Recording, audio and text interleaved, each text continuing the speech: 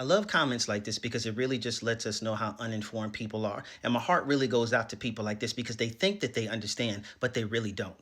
So her comment says, nowhere in the scriptures did any Christian celebrate Easter. Stop. Well, that really sounds convincing until you understand the facts. And the facts are, of course, it would be difficult to celebrate Easter because the word Easter was not invented until the 9th century. But here's a fun fact for you. The word Passover wasn't invented until the 16th century. It was William Tyndale that coined the word Passover in 1530. 1530, which means that the word Easter preceded the Passover. Matter of fact, I have proof to demonstrate that in early Bibles, the word Easter was there before the word Passover was even invented. Roll the tape. Here's William Tyndale, and as I said, the word Passover was not invented until 1530. So if I said that nobody celebrated Passover before then, what would you say? You would be intelligent enough to say that even though the word wasn't there, the concept was there. Oh my God, but if you admit that about Passover, then you have to admit that about common sense. And as I said, before in 1530, the word Passover was put there. What did William Tyndale put in his 1525 version of the New Testament? The word Easter. So which came first in the Bible? Easter or Passover? Clearly, it was the word Easter. Now, why would William Tyndale use the word Easter to refer to the Passover? Because Easter is a polysemy.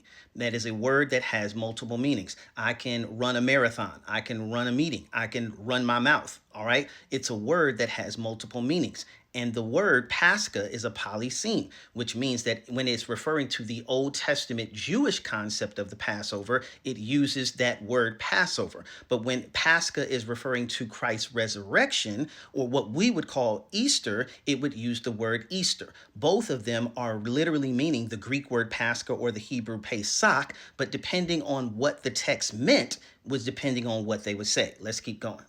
Which is why in 1611 King James Version of the Bible, they used the word Easter in Acts 12:4, because Luke was trying to let us know that this was the celebration of the new Passover. The old Passover was the symbol. It was the sign that pointed to the new Passover, which is the substance. Jesus Christ is the Passover lamb. Just like all of the other feasts in the Old Testament pointed towards the person and work of Jesus Christ, the King James Version translators were indicating to us this is the New Testament Passover, talking about Easter or the resurrection. So in older versions of the Bible, that you can see that the word Easter was in there in an older form. It was in there even many more times than Acts 12:4. Let's keep going.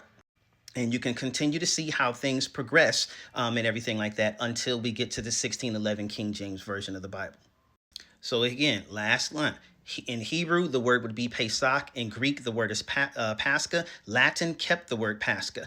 In German, all right, which is where English comes from. In German, which dates all the earlier versions of German date back all the way to the 1st century, but where we get Easter from is in the 8th century from the Greek word, or excuse me, the German word Ostern, which means resurrection. All right, and then again, remember, Passover is not even invented for 700 more years. So which came first?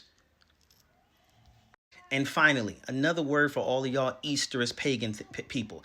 The word Easter is only the English translation of the word Pascha.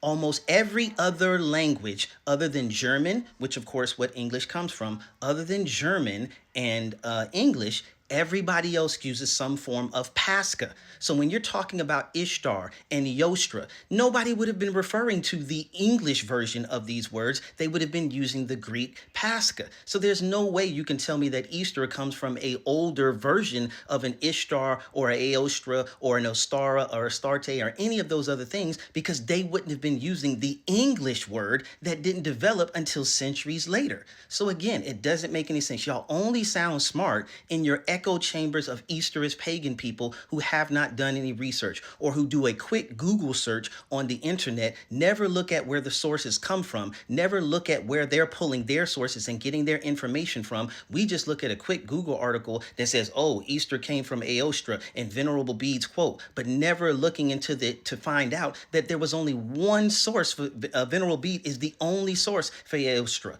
He's the only one. There's no shrines, no temples, no writings. writings, no nothing that even proves that she existed. Then you find out that March, the other month that he invented or that he mentioned, there's no mention of that goddess either. So Bede made a mistake and he assumed that that goddess existed, but there's no evidence for her. Y'all don't do real research, and so you don't think about things like that, and you don't realize things like that because you're not interested in education and actually learning how this works. You're only interested in affirmation and validation of what you already believe. But if you're actually interested in education, I got several videos up with multiple sources from multiple scholars, none of them who are Christians. And every single one of them is telling you, even atheists are telling you, that Easter is not pagan. Every person with an education, every person with a degree, every person that's actually done real research into this is telling you the same thing, but you'd rather believe people on the internet. Nobody cares about the truth when the lie is more entertaining. And that's the problem with social media, because people don't get on here for education, they get on here for entertainment. And it is more entertaining to believe that Easter is pagan, but it's more educational to actually do the research and find out that these people are lying to you, period.